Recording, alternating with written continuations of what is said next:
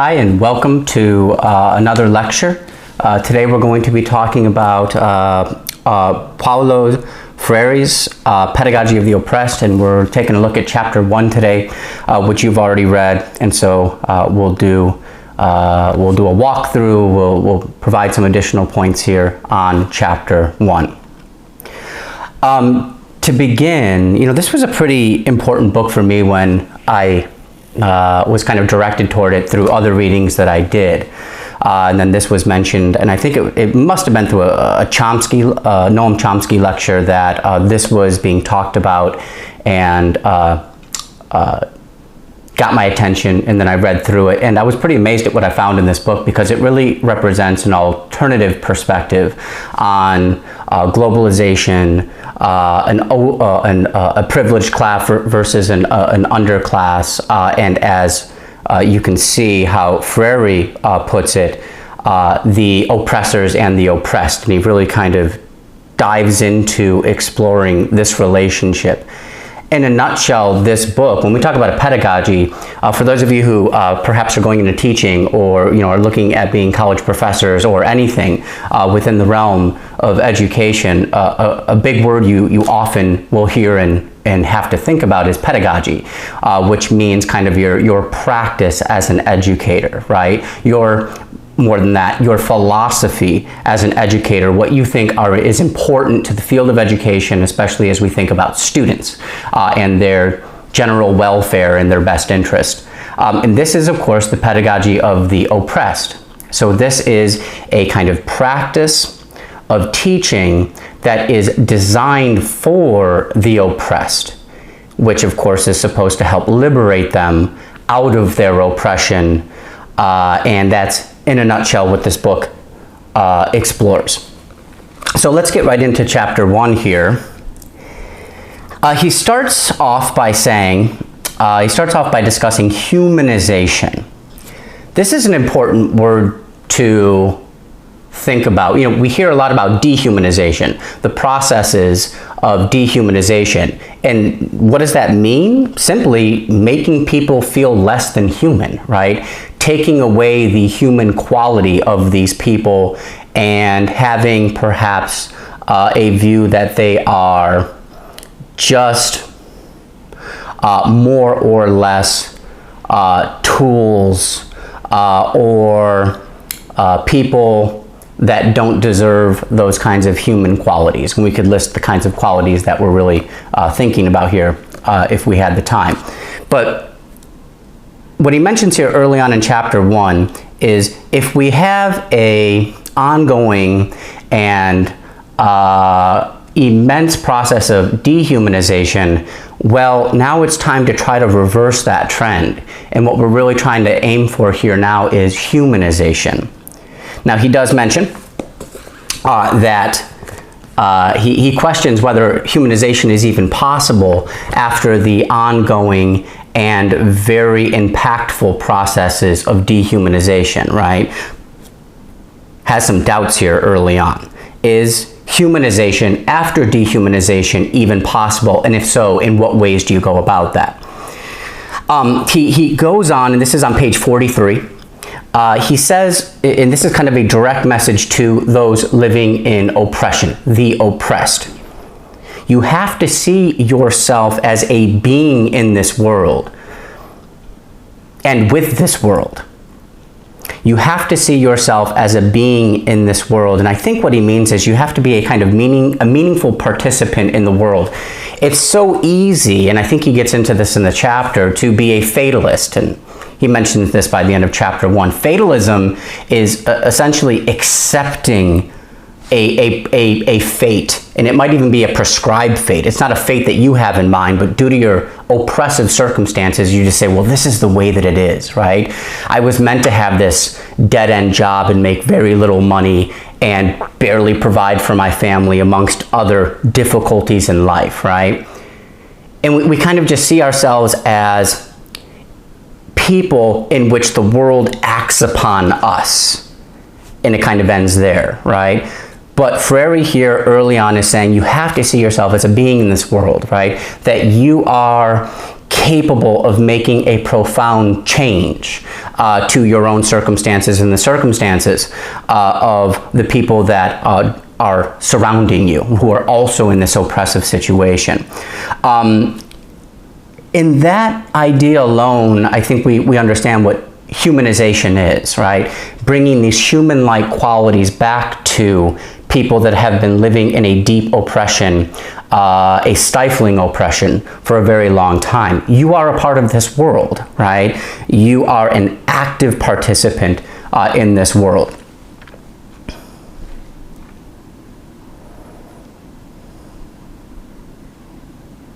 Okay. Now, I think we mentioned this already before within this semester, and you'll hear this idea quite often, especially, again, when you talk about abolition, when you talk about other forms of bondage and oppression. He talks about, we're talking about dehumanization here, but it's not, there's kind of two parallel roads here as far as dehumanization, right? If I am oppressed, and I have been oppressed for generations, I am a particular demographic of people or a particular people in the world, and I have been oppressed for ages, yes, I have been dehumanized.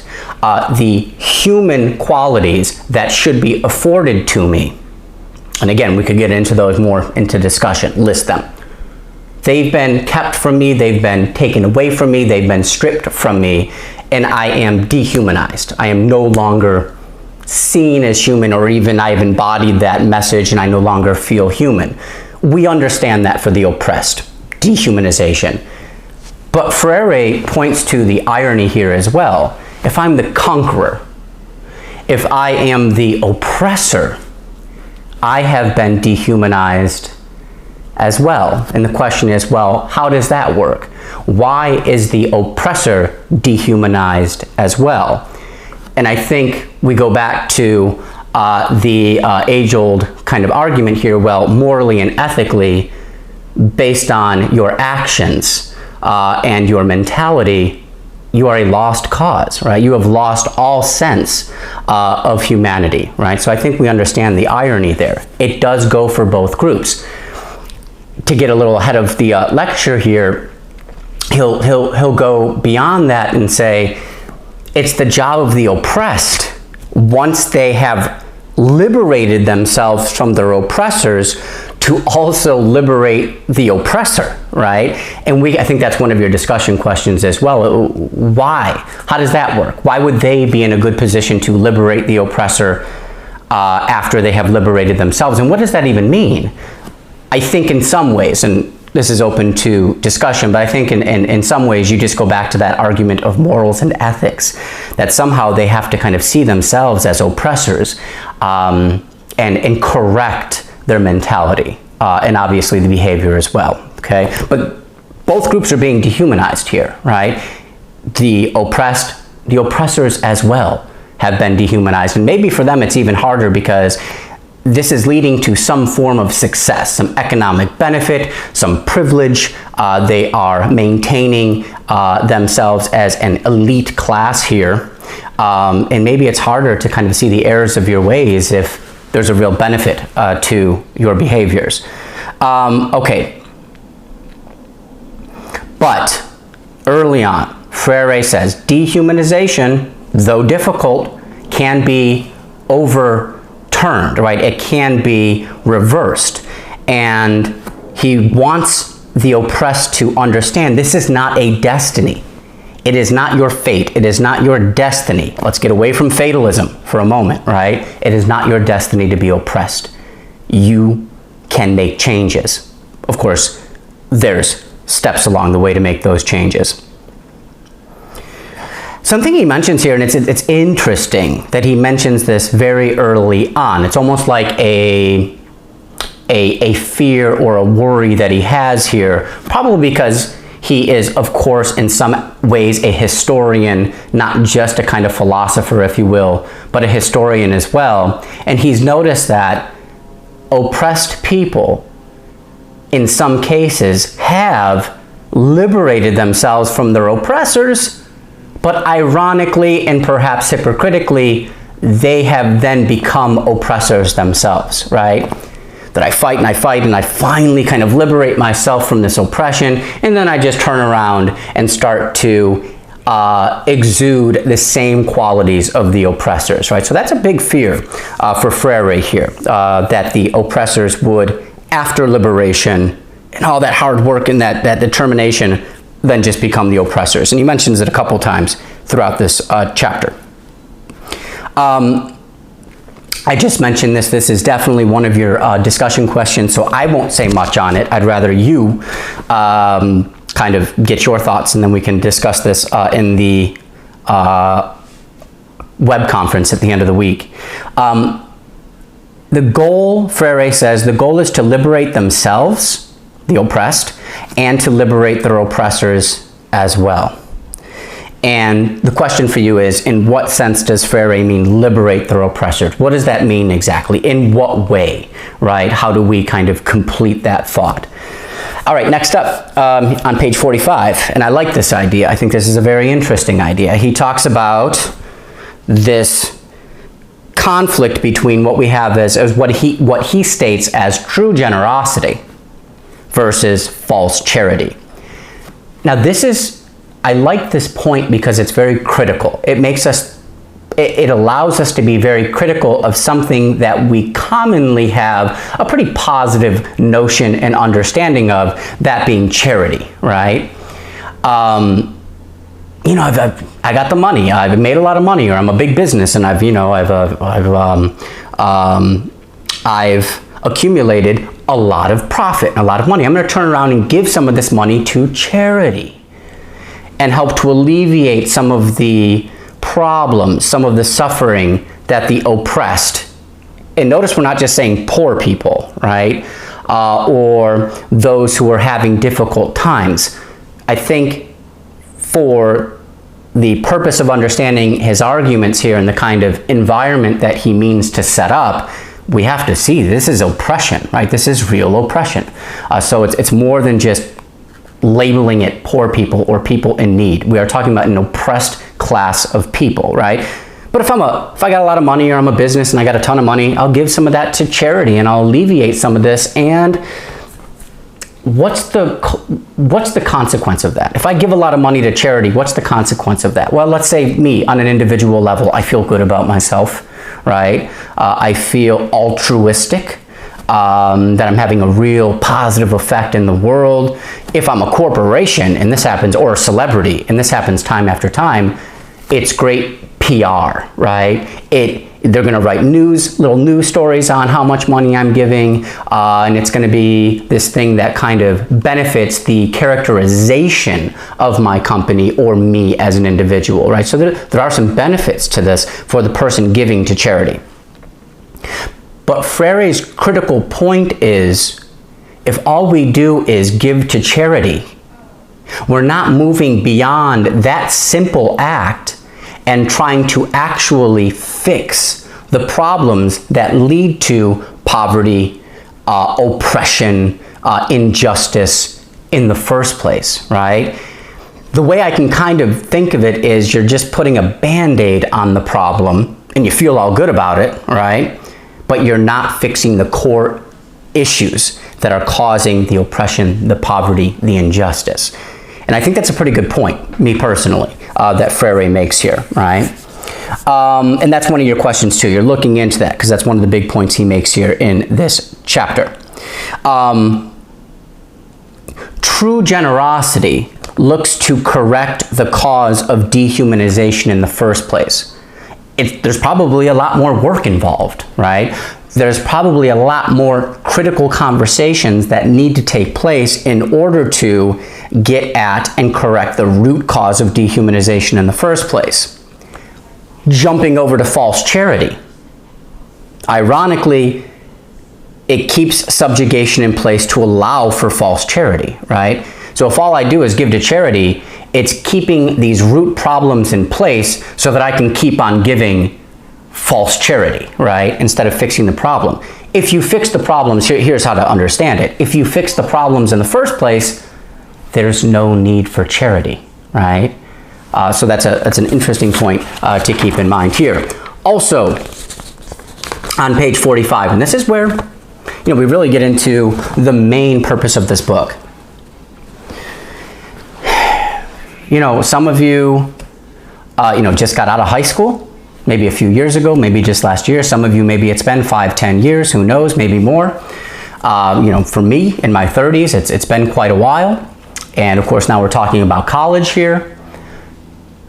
Is the education that we received, does it benefit the oppressors or the oppressed? And that's essentially what Freire is getting at here. That if I succumb to or go through or am pushed through an educational system that is designed by the oppressors, and that's a big issue to look into, then it's not benefiting me as an oppressed person. I need to be in charge of my own education. I need an education that is going to lift me out of my oppression and help to liberate me and the people that I have commonality with.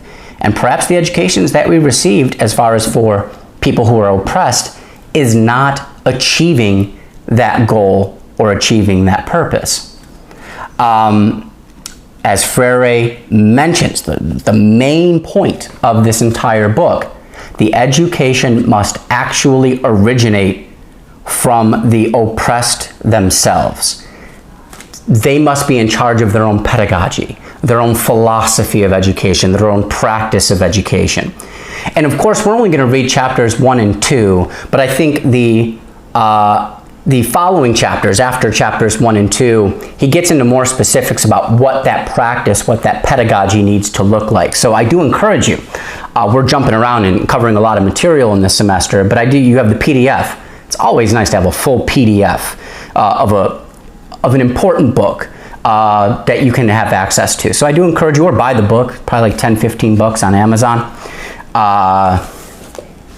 As you can see right here, nice red cover, right? Buy the book and read through on your own.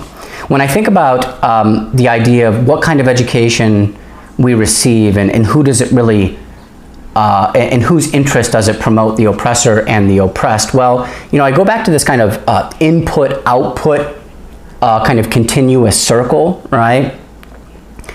Again, I mean, if you look at the world today, or if you even look at this country, there are a lot of, there's a lot of poverty. There's a lot of, injustice taking place. We could jump to the word that Freire uses, oppressed. We're talking about a lot of oppressed people.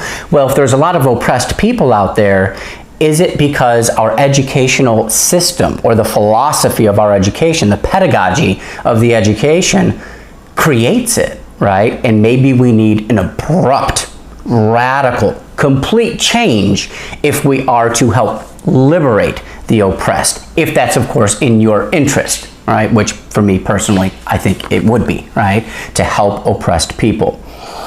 I'll just read through what I have here as far as just some notes that I've taken. It's the oppressors that have constructed the system.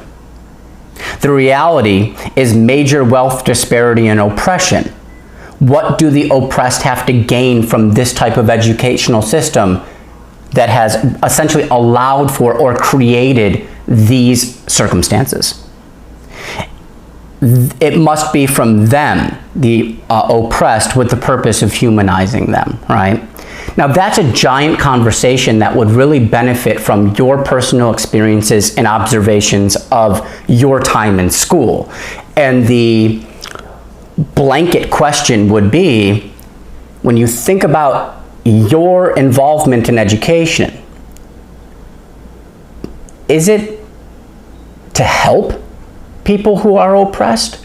Or do you think, and again, this is a pretty harsh idea, or is it to actually keep people subjugated, especially those who are already oppressed in some form or fashion, right?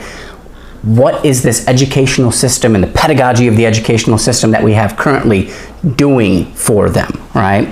And again, if you were to read through this entire book, which I encourage you to do in the time that you may have, even following this course, he'll offer some answers there. Now, here we go. Moving on, page 45, somewhere on page 45. if we start to equip the oppressed with a pedagogy that seeks to liberate them instead of subjugating them, instead of oppressing them, Freire uses a word you don't hear that often in these types of discussions. He says all of this equates to an act of love. Eventually we're going to get into this discussion of objectivity versus subjectivity, right? And when you think of love, for the most part, that is a very subjective term, right? Because it involves a lot of emotions, whereas objectivity does not involve emotions, right? And we'll get into that in a little bit here. But he actually equates it to an act of love, that we're expressing love for our fellow humanity to help, as we wish to and desire to, liberate them from their oppression, right? Again, he mentions it again. Freire is worried about the oppressed becoming the oppressors as they gain their liberation, as they liberate themselves. So he is worried about that idea, right? And the reason he's worried about that is all because of the conditioning the oppressed have undergone, because they, of course, are in a system of oppression, right? If all I know is oppression, if all I know is the way I've been oppressed, then if I get the chance and I liberate myself, then I might just follow through and continue with that same system of oppression. So he's worried about the conditioning that these people have undergone over decades, over centuries of oppression. That's a hard thing to just kind of shake off and start anew. So he's making the point here. Love, on the other hand, is a radically new concept. Think about that. It's a big idea, and you know, sometimes in these lectures, it's hard to get a full understanding of them because I'm just one person, and usually, if we were in a classroom, I'd be like, you, give me your ideas. But this is a cool idea. Love, according to Freire, is a radically new concept, meaning we don't necessarily apply it as much as we should, or maybe we never apply it at all. Think about that. Go back to your time in high school, maybe even your time in college. How many times have you talked about love and love for your fellow human beings, especially those who are in oppressed situations, which might even be ourselves?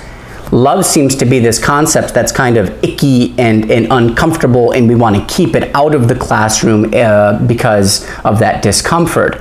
Freire wants to infuse this educational system, this pedagogy, this understanding with love, right? And that's a radically new concept. Therefore, you can see why people would be uncomfortable, right? He also mentions, as the oppressed liberate themselves from their oppressors, they must be certain to distinguish themselves from the oppressors, right? I am not you, right? I have liberated myself. I have this opportunity at this point, but let's be clear, I am not you. So he needs to draw a very fine line between the oppressed, especially when we talk about this act of love that will help to liberate them, distinguish yourself from the oppressors, right?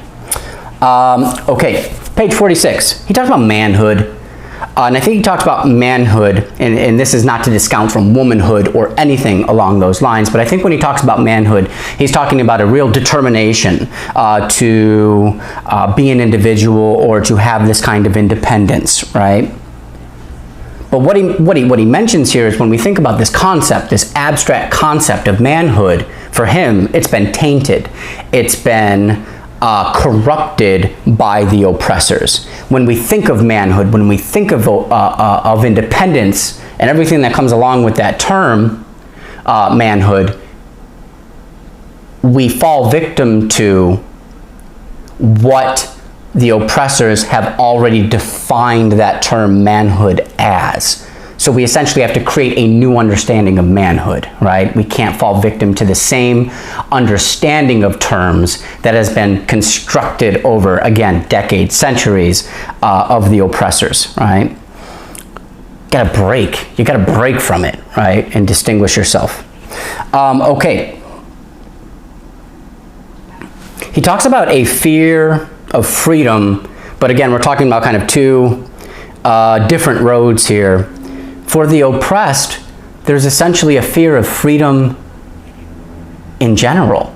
And you might ask yourself, why? Why would the oppressed fear freedom? It's something that they want. It's something that they crave. It's something that they strive for. And I think what he's saying here is they fear freedom because they are kept from it at such a distance that they are beaten and bruised and oppressed so much that to even think about this reality of freedom is a very fearful thing, right? It's a very scary thing. Then he talks about the oppressors. Well, they have a fear of freedom too, but theirs is much different. For them, we're talking about a freedom to oppress. And their fear is to lose that freedom to oppress. I do believe, and we've already talked about Chomsky and neoliberalism, I think there's a pretty close tie here. There's a close connection. It connects to neoliberalism and the free market because they're worried about losing that freedom of forcing their economic influence on less capable nations, right? When I say less capable, I mean less capable of defending themselves from these free market principles and this neoliberalistic system that operates internationally, right? So again, just to sum that up, the oppressed fear freedom because it's so rare, it's so taboo even, whereas the oppressors fear the freedom to oppress, to lose the freedom to oppress people, right? Very different. Page 47, we talk about prescriptions. What is a prescription? You know, in our world, you know, I'm sick, I go to the doctor, he or she gives me a prescription, and, you know, I go to the pharmacy, get it fulfilled, and I hope I feel better in a few days. Depends on how sick you are, I guess. Here, he's talking about behaviors. And as an oppressed individual, hypothetically, maybe I am, who knows, right? And these kinds of interesting conversations we can have. But for him, we're talking about behaviors, right? And he says the behavior of oppressed people is a prescribed behavior. And who is it prescribed by? Obviously enough, the oppressors, right? They prescribe certain behaviors to the oppressed, right?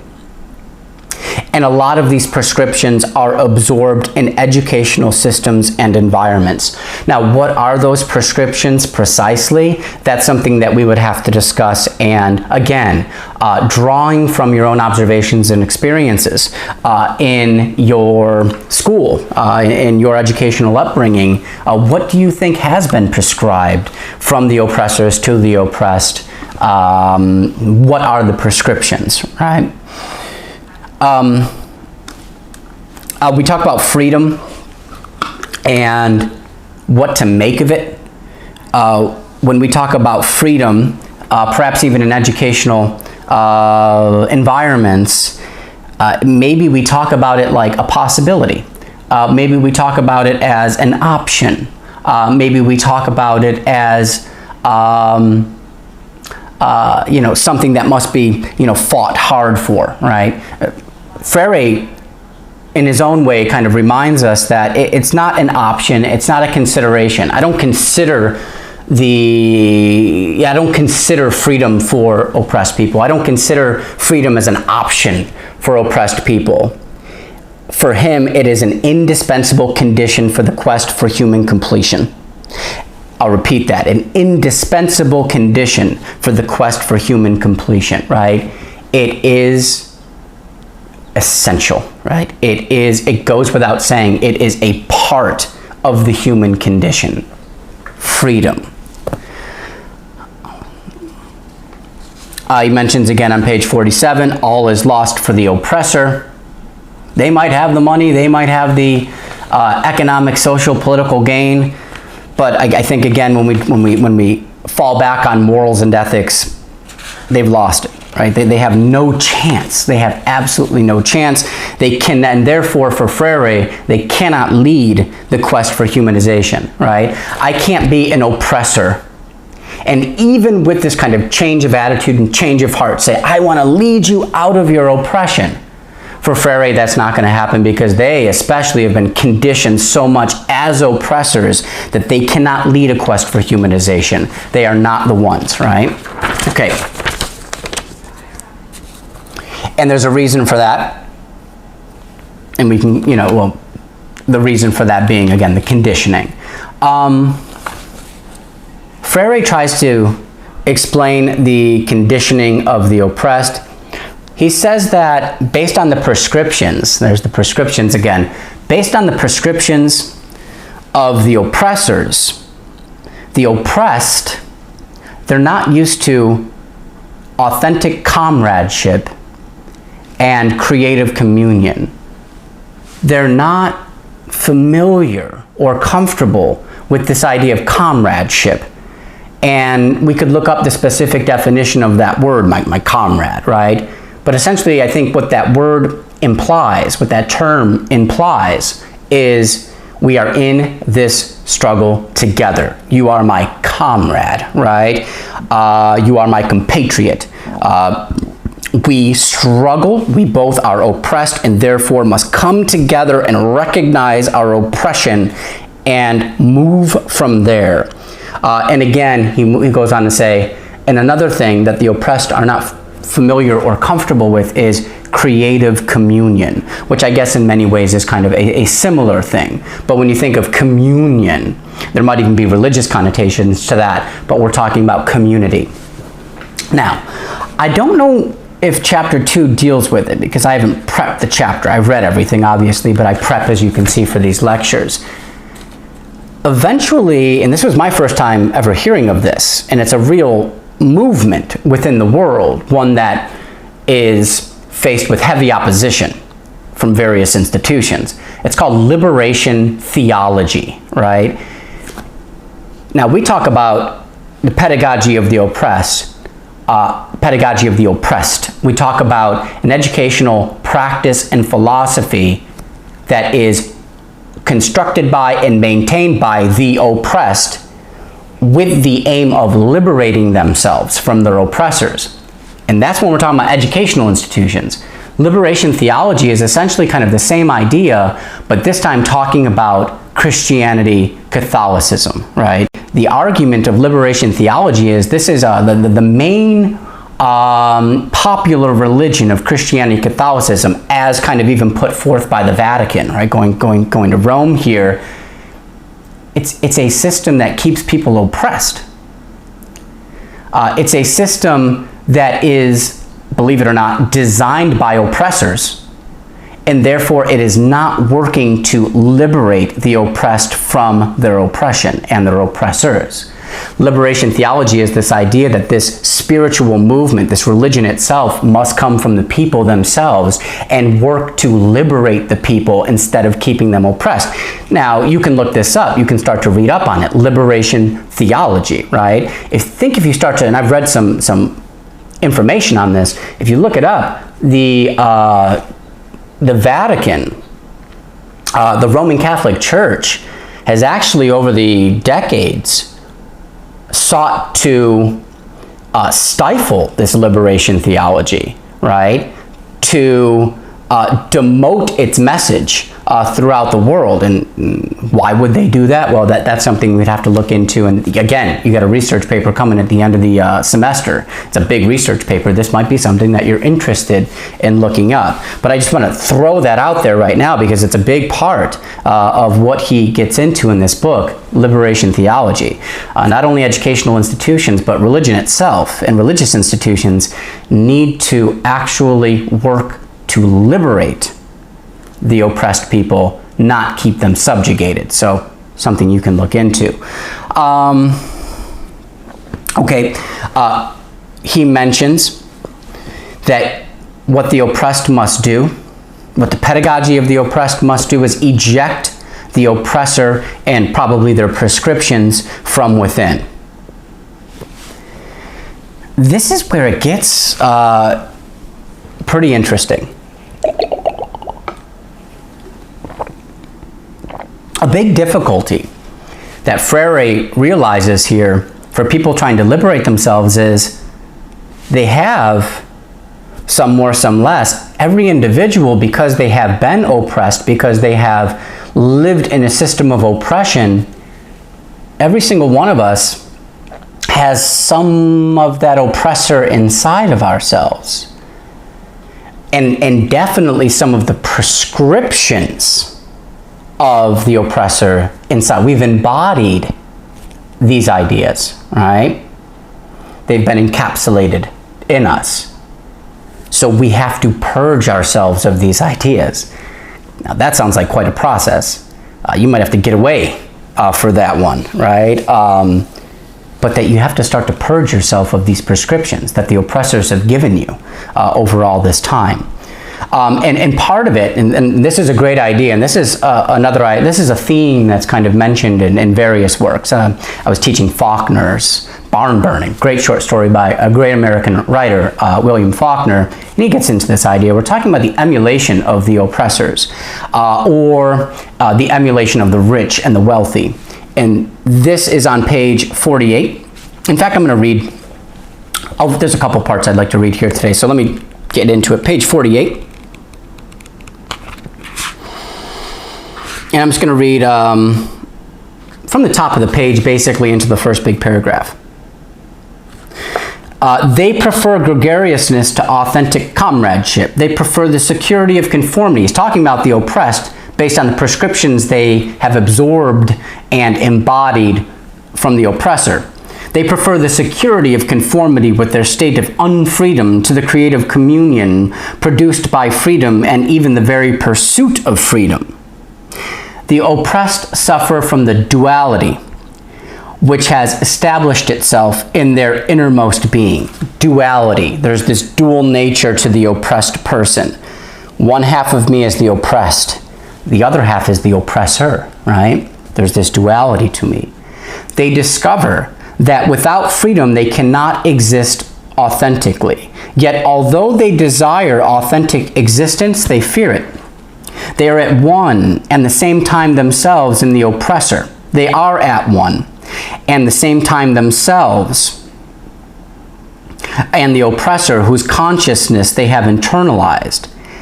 The conflict lies in the choice between being wholly themselves or being divided, between ejecting the oppressor within or not ejecting them, between human solidarity or alienation, between following prescriptions from the oppressors, of course, or having choices, between being spectators or actors. And the key word in actors is action, taking action. Between acting or having the illusion of acting through the action of the oppressors, between speaking out or being silent, castrated in their power to create and recreate, in their power to transform the world. This is the tragic dilemma of the oppressed, which their education must take into account, right? At the bottom of that page, I'll just read this because I like this point. He's talking about the oppressed, obviously. As long as they live in the duality in which to be is to be like, and to be like is to be like the oppressor, this contribution is impossible. That's the emulation we're talking about, right? I don't want to get confused with Hamlet in Shakespeare, to be or not to be. That'll just muddle things and confuse us.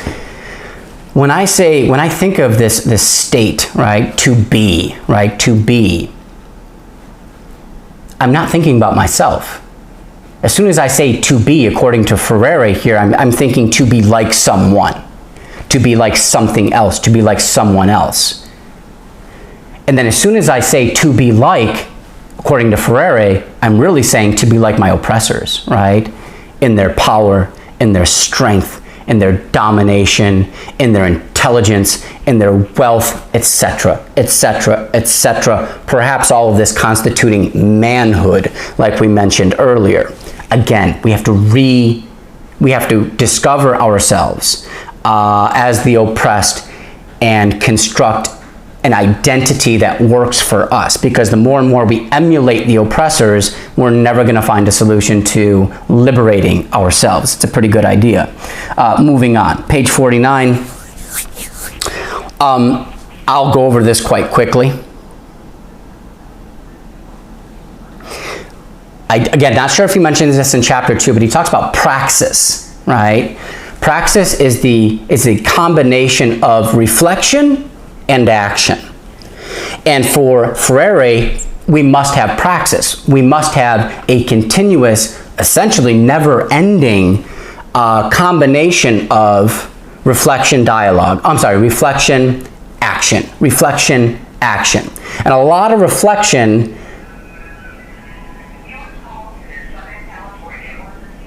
is parallel to dialogue. Now think about what we do in classroom environments, right? Just think about it for a minute. Do we do a lot of action? Do we actually go out and take action in the world? No, we tend to do a ton of, perhaps even too much, reflection, right? Discussions, dialogue, talking about ideas, reflecting upon ideas. Now, it's a very powerful thing to do. It's a very powerful part of this equation. But if all we do is reflect, we're not taking action in the world and actually doing something to change the world. So praxis is the combination of reflection and action.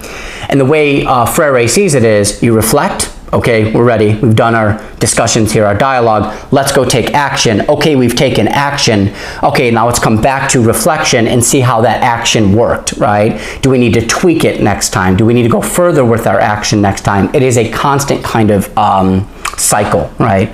Praxis, reflection, and dialogue. So I just want to cover that quickly.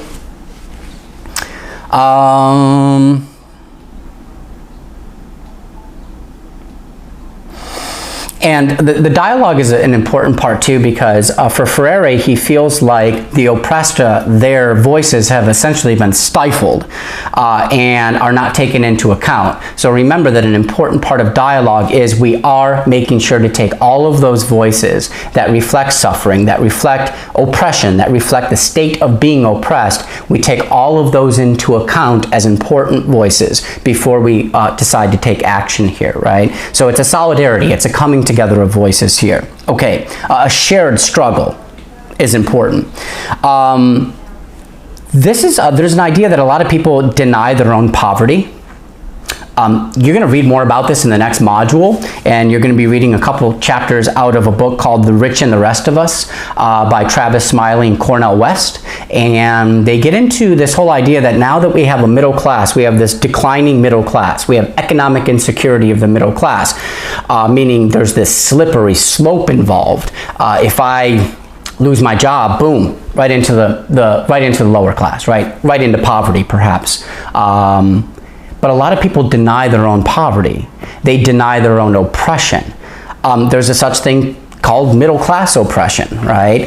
A lot of the propaganda in this country and other countries is to make middle class people feel rich, is to make you feel like you have everything you need in life. And this might be, you might feel that you do, and that's absolutely fine. That's debatable.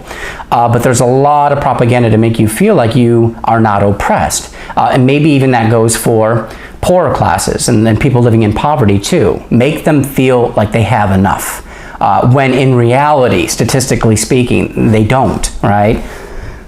For Freire, people need to recognize their own oppression. You need to see yourself as oppressed, because it's almost like a wake-up call. Once you recognize your own oppression, now you're willing to come to the table with other people who share in that oppression, and now you're ready to start having a dialogue, reflect, and perhaps lead to some action beyond that. Okay.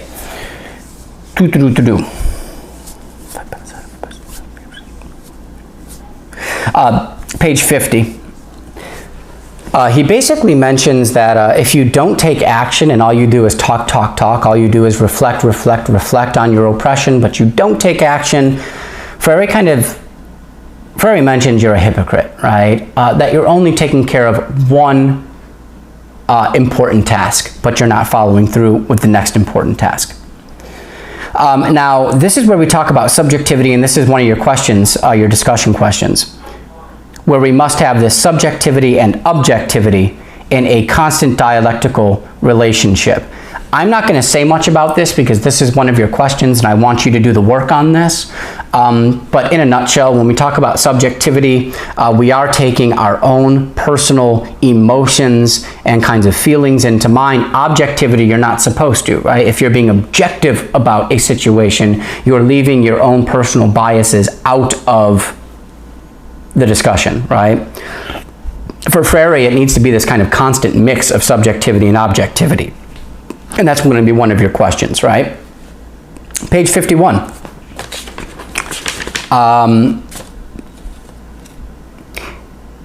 The conditioning that takes place with oppressed people, that they have been submerged, that their consciousness, right, their understanding of themselves, their understanding of the world, their understanding of their everyday life, their day-to-day, has been submerged by an oppressive reality. And therefore their minds are essentially in this ditch, and it's hard to get out of that. And I'm being very abstract, and I apologize for that, but that's pretty much the idea.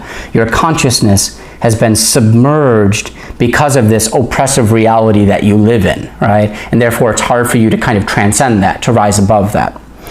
How do we transcend this? Again, one of the questions that you'll be dealing with on your discussion questions. How do you transcend that oppressive reality? In what ways does that happen? Well, I would imagine that an educational environment would have a lot to do with that, but I'll leave that up to you.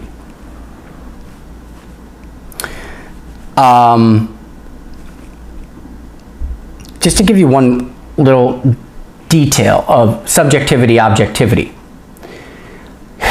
We talked about a lot of people deny their own poverty. They deny their own oppression. If you actually accept your oppression, that's probably an objective understanding of your situation, right? You're looking at this, you know, the statistical reality of your situation, right? And you're recognizing objectively, I am oppressed, right? There is a real clear disparity here. There's a real clear injustice here. Then to couple that with subjectivity, which is emotions and feelings, I'll leave that up to you. But to kind of recognize your own oppression, that's definitely an objective understanding of the situation. All right. Okay, I think I'm going to skip over page 52. He talks about classroom. He talks about you have to be critical of reality, right? You can't just take it. You can't just accept it. You have to be critical of it, right? And maybe the classroom is a great place for that to happen, right? In a classroom discussion is all reflection, no action. In fact, according to me, my opinion, an educational environment doesn't really incorporate any opportunities to this effect. You know, I teach full-time at a high school, and we'll have these conversations that we're having here right now, and then it's like, all right, well, let's go do something about it. If you leave that classroom, you're in trouble. I get reprimanded. Students would be arrested, right, because of truancy and some of the laws that are in place. These educational frameworks that we have don't allow for real inspired change in the world, but we can reflect all damn day, right? At least we can do that, but there's no real opportunity for action, right? The concept of oppression as discussed in classroom environments, as discussed in educational environments. Oppression for Freire, it's a fact of reality. It's a real thing, right? You can't deny it. But what Freire sees as occurring in educational environments is the truth of oppression is rationalized, meaning it's justified, right? And I won't get into specifics here, but essentially the understanding would be, well, yes, oppression exists, but, you know, that but word is always dangerous because you're about to get into a rationalization of some kind, right? You're about to justify oppression in some kind of way. Yes, yeah, you know, these people are oppressed, but And then what follows might be a fatalistic kind of comment, such as, that's just the way it goes, that's the way of the world. Or it might be even more eloquently or cruelly, right, rationalized, saying, well, they deserve it, or well, this is in the profit motive of, you know, these people, and so therefore, you know, then these people lose out. So the problem for Freire is that the truth of oppression is rationalized within classroom environments, right? That's a big problem for him. Also, I think it goes without saying, whether it be in classroom environments or outside, it seems to be a common goal of the oppressor to dissuade the public from critical interventions or conversations on oppression, because it's simply not in the interest of the oppressor. As soon as people start talking about their oppression, critically analyzing or discussing their oppression, this could lead to them wanting to take action, and that disrupts power, and that should not happen. Page 53, wake-up call. You have to open your eyes to the challenging reality of your oppression. You cannot slumber through all of it, or you will not liberate yourself, right? You can't sleep through it. You have to open your eyes to it. Page 54, a detail to that idea.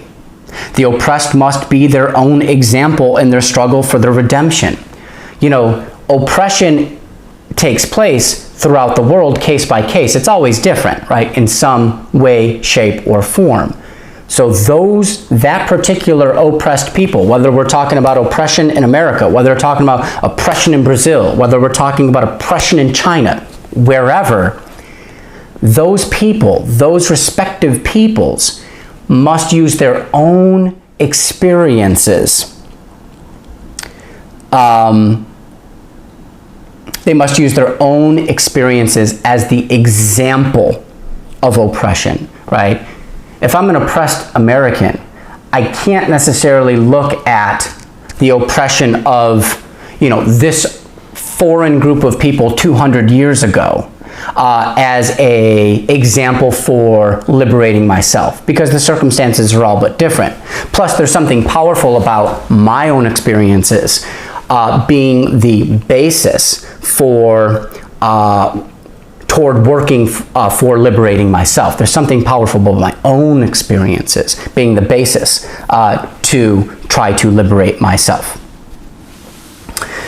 Question 4, your discussion questions. He doesn't talk about this a lot, and there could be a good reason for that. When Paulo Freire writes this book and enters into this discourse of oppression and the pedagogy of the oppressed, he's talking about South America, right? He's talking about South American nations where we are talking about a massive impoverished population, right? And again, I encourage you, especially if you find interest in this, research this stuff. Your mind will be blown probably by some of the oppressive realities that have taken place, that are taking place in South American countries, right? He's more concerned with people living in a real deep oppressive poverty, I think, than he is middle class. But he does mention middle class perception of oppression, or even a middle class oppression on page 54. And I'm going to read a little bit on 54 actually. And I'm going to read again from the top of the page.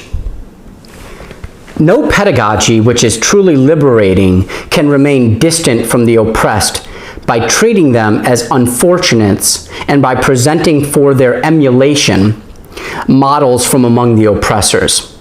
The oppressed must be their own example in the struggle for their redemption. You can't learn from anybody else. You can only learn from yourself. Next paragraph. The pedagogy of the oppressed, animated by authentic humanist, not humanitarian. He draws a distinction there between humanist and humanitarian. That's going back to, I believe, what he says, true generosity versus false charity. Presents itself as a pedagogy of humankind. Pedagogy which begins with the egoistic interests of the oppressors an egoism cloaked in the false generosity of paternalism, and makes of the oppressed the objects of its humanitarianism. Itself maintains and embodies oppression. It is an instrument of dehumanization.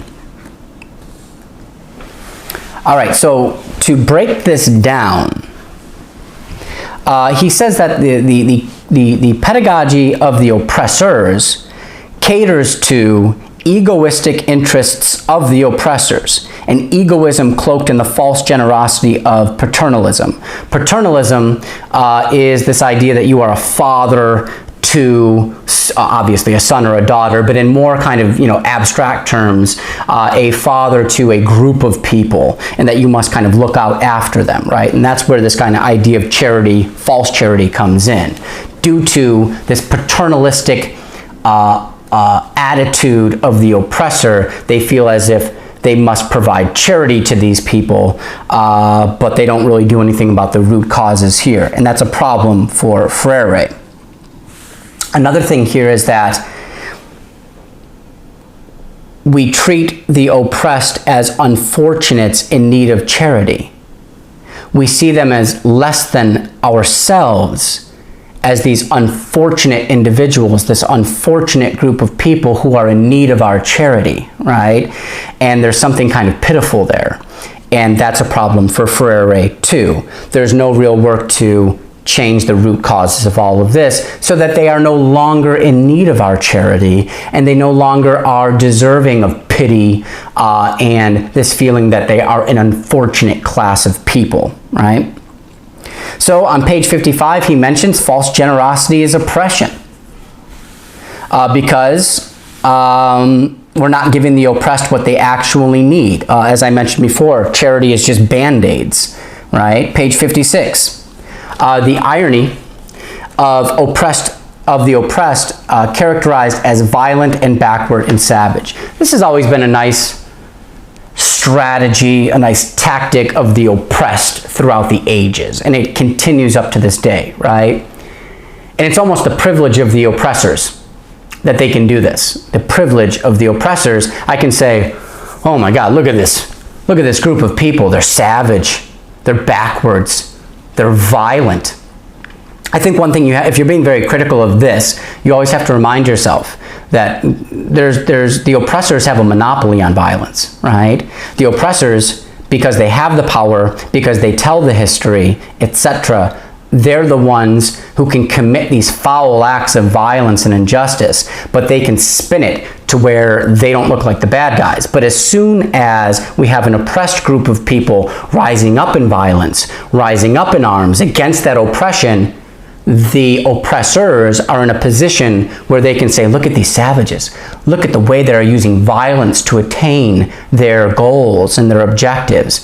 And it's a very hypocritical thing, right?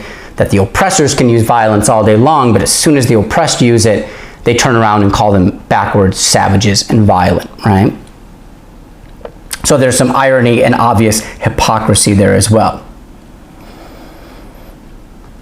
Now, this is debatable, and it's mentioned on page 56. Freire says if the oppressed, if they get violent, it's justified because they desire to pursue the right to be human.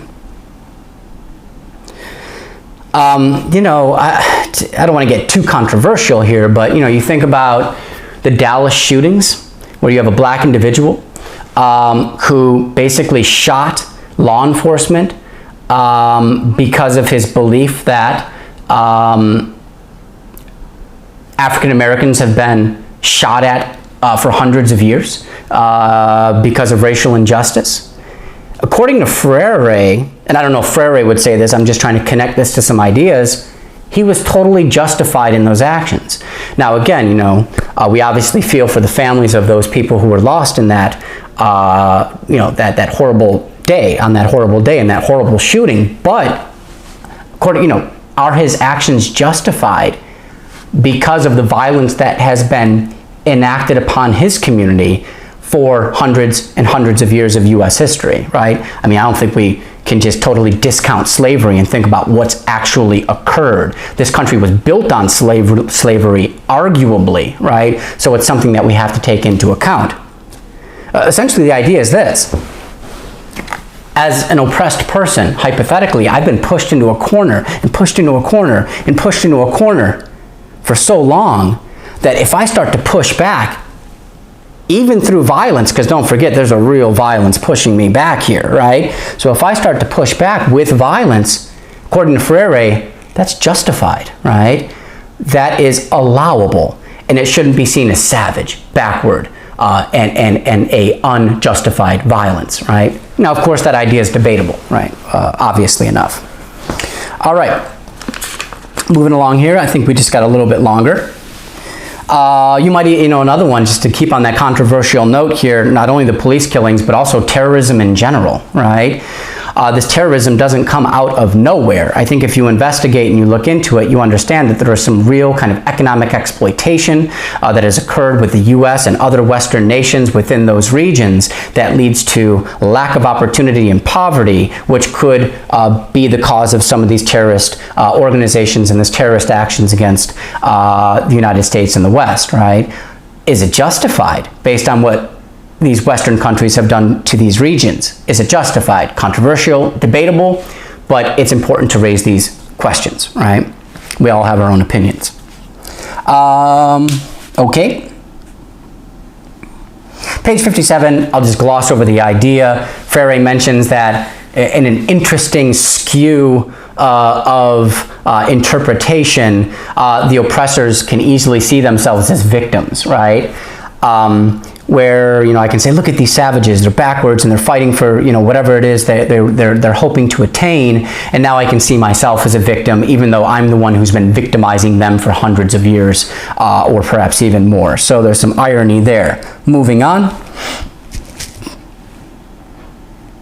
This is interesting, page 58.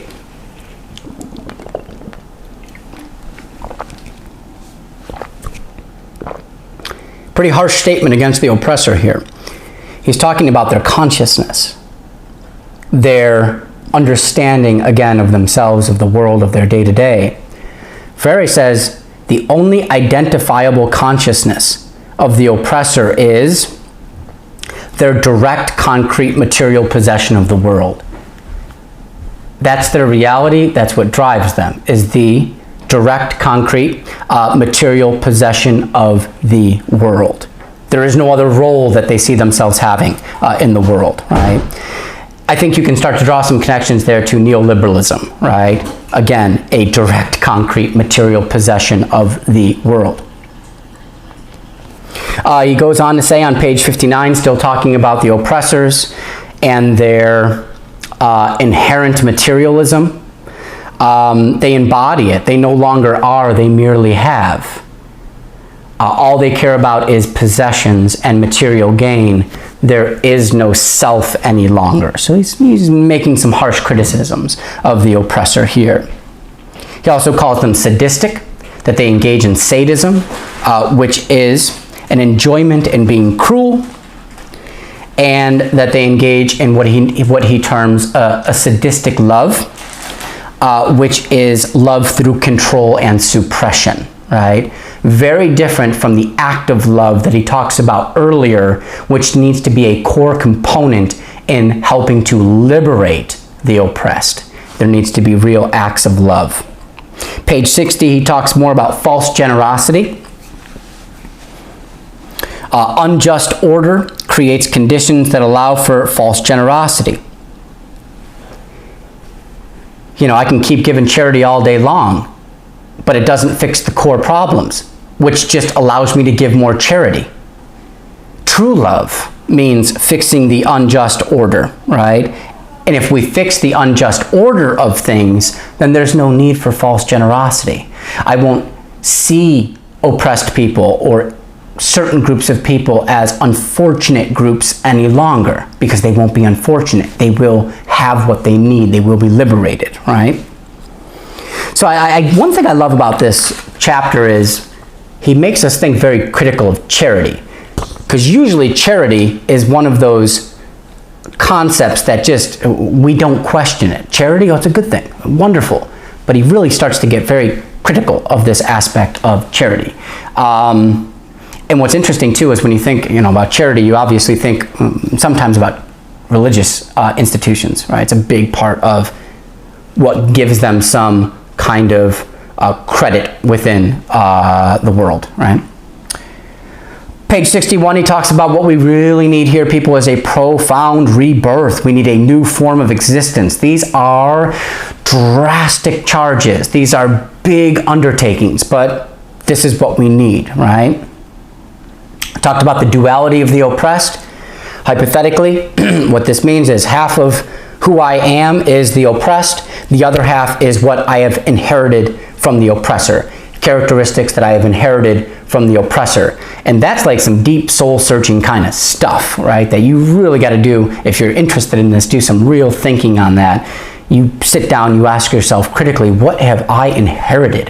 What have I absorbed from the oppressors? And what he's saying is it must be corrected, it must be purged, right? In that process, interestingly enough, you come to discover the oppressor. If I know that half of me is what I've inherited from the oppressor, if I investigate this, I will know my oppressor, right? And I will know who my enemy is. I will know who they are. I will come face to face to them. I will come to terms with them. All right, I mentioned this earlier, but he mentions at the end of this chapter, fatalism. We fall victim to fatalism. Perhaps this isn't even a prescription of the oppressors, which means I just give up, surrender to some fate, some destiny. Yeah. Oh. And for him, this could be a distorted view of God, right? That God has somehow fated this oppression in your life, right? That this is your fate, this is your destiny. And he denies that vehemently, right? Page 62, are the middle class oppressed? Perhaps they are in their emulation of the wealthy and their oppressors. When I think of myself as a middle class individual, what do I aspire to? Perhaps it's all of the characteristics that have been stated or defined by the oppressors themselves, right? And again, we could list those things individually if given the time here. Page 63 talks about self-depreciation based on an opinion the oppressors hold of them. I don't amount to what the oppressors represent, therefore I do not appreciate myself. And it is this process of self-depreciation. I have no appreciation for myself, right? That is a concept that is, again, talked about in the book, the couple chapters of a book that you'll be reading, The Rich and the Rest of Us. Page 65, the importance of dialogue. People who share in these oppressive circumstances. We must come together. Hypothetically, as Freire states, we must come together and share in our oppressive circumstances. What does that mean? Turn off the TV. They're not talking about it. Stop reading those newspapers. They're not talking about it. It's only going to happen when you come together within a community of people that share in this oppressed nature, right? In this oppression. It has to be a community of participants. We need a dialogue. Back to praxis. Praxis is reflection, follow up with action. And it has to be this never-ending, believe it or not, this kind of never-ending cycle of reflection, action, reflection, action. That's the only way we will make progress and liberate the oppressed. And another question, page 67, you will work on this. The leadership, Freire states this, he doesn't get into any detail, but he says the leadership of the oppressed, those who are trying to lift them out of oppression. The leadership must, because he does recognize there needs to be some leadership here. They must fight with the oppressed, not for the oppressed. And notice the prepositional word changes, with and for. And the question is, what's the difference? What's the difference in fighting with the oppressed as opposed to fighting for the oppressed? And that's one of your questions that you'll be dealing with. Lastly, page 68. This is important. We need Freire states, we need a permanent relationship of dialogue with the oppressed. Allow them to become active in the discussion and constructively using their experiences. I would ask you to Think about that idea in comparison to what happens in most educational environments. Do we get those voices of the oppressed? Do we hear their concerns authentically and continuously, or are those voices, is that participation drowned out by something else?